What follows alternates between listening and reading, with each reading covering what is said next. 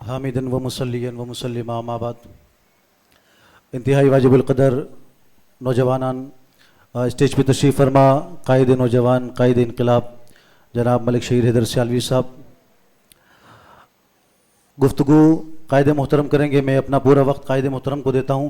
صرف 2 گزارشات پیش کر کے اجازت چاہوں گا. میں آج یہ سوال کرتا ہوں حکمرانوں سے, خصوصاً سندھ حکومت سے, کہ پورے پاکستان کو 70% ریونیو دینے والا کراچی, وہ کراچی کہ جو پورے پاکستان کو پال رہا ہے, لیکن اس 70% ریونیو کے جواب میں آپ نے ہمیں جو ہے وہ کھلے گٹر اور بغیر ڈھکن کے گٹر دیے. آپ نے ہمیں چالان کے نام پر ہم پر جو ہے وہ بدماش مسلط کر دیے ہیں. وردی کی صورت میں آپ نے ہم پر ظلم اور ستم کے وہ پہاڑ توڑ دیے کہ ہمارے اسکول, وہ نیلے پیلے اسکول ہم بچپن میں سیاستدانوں سے سنتے تھے, آج کراچی میں وہ نیلے پیلے اسکول بھی ناپید ہے. آپ نے ہمیں وہ اسکول دیے کہ سرکاری اسکول میں جہاں پر گدھے اور جانور کھڑے ہوئے ہیں, آج ہمیں تعلیم سے محروم کر دیا گیا ہے. میں بجلی کا بل دیتا ہوں لیکن اس کے باوجود بھی میرے گھر میں سولر لگا ہوا ہے, میرے گھر میں جنریٹر ہے. میں کس چیز کی جو ہے بجلی کا بل دیتا ہوں, میں گھر کا گیس کا بل دیتا ہوں, لیکن اس کے باوجود گیس لین میں نہیں آتی.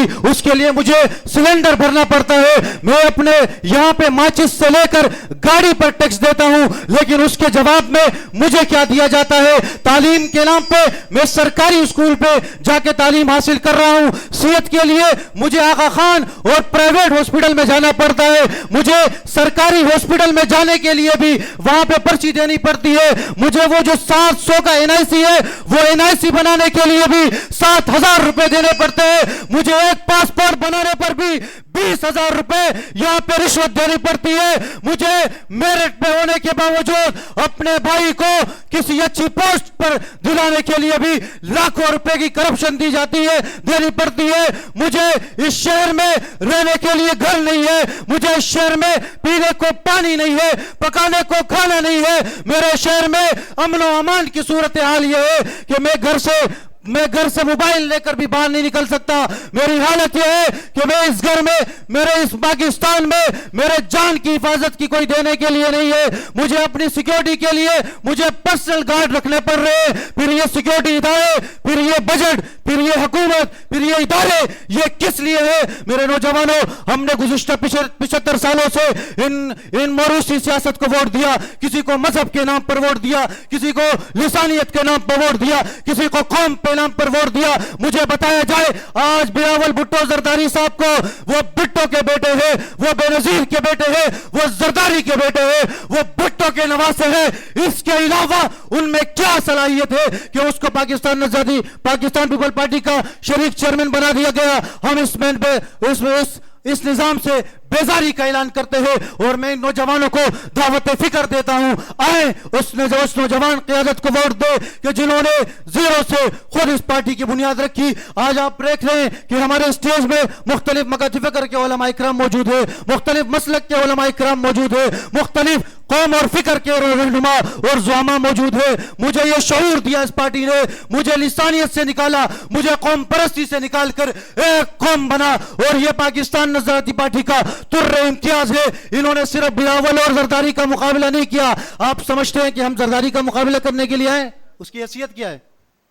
زرداری کی حیثیت کیا ہے کہ وہ بے نظیر کے شوہر کے علاوہ اس کی کیا حیثیت سے میں اس کا مقابلہ کروں؟ میں یہاں پہ خان کا مقابلہ کرنے کے لیے نہیں آیا. ہم تو وہ لوگ ہیں جب بنیان مرصوص چل رہا تھا ہم نے انڈیا کا مقابلہ کیا, اور جس طرح ہماری فوج نے سرحد میں ان کی چوکیداری کی, ان کو جو ہے وہ منہ کی کھانی پڑی. الحمدللہ مجھے فخر ہے اپنے قائد پر, مجھے فخر ہے اپنے لیڈر پر, مجھے فخر ہے مفتی فدائی الہی عباسی صاحب پر, مجھے فخر ہے چیئرمین پاکستان نظریاتی پارٹی جناب ملک شہید سیالوی صاحب پر کہ جنہوں نے دشمن کے چینلز پر بیٹھ کر ان کو دندان شکن جواب دیا.